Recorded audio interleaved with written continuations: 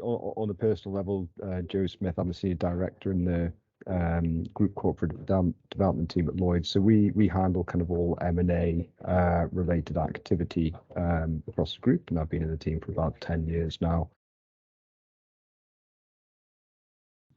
I would say it was entirely complementary, and actually, with Cavendish Online, we had a pre-existing relationship with that business by virtue of us sitting on their panel for certain protection products. So, actually, we had known the business for quite some time, and I think there was a mutual respect going between ourselves and the business.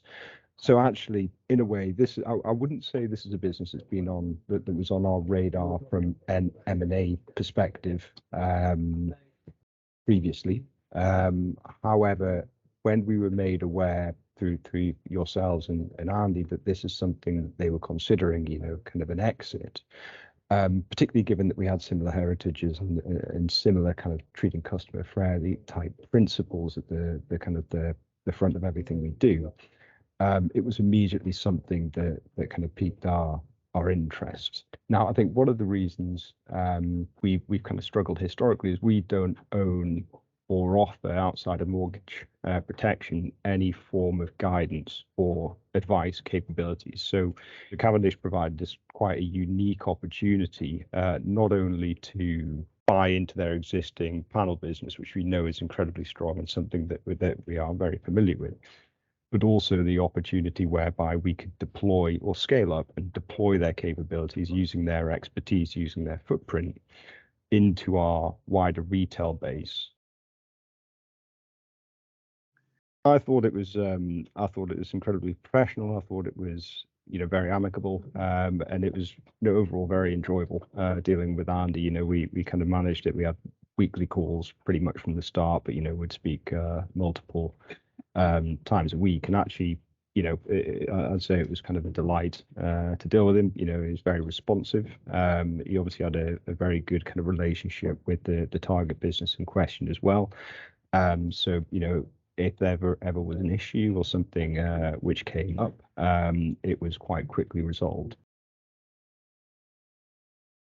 We are Lloyds, we're massive, and quite often, even if we say we're not good, we tend to go down a risk-averse approach. So whenever we gear up for diligence, there's every man and his dog will want to be as part of that team. We'll be asking questions, we'll be putting in requests for meetings and calls.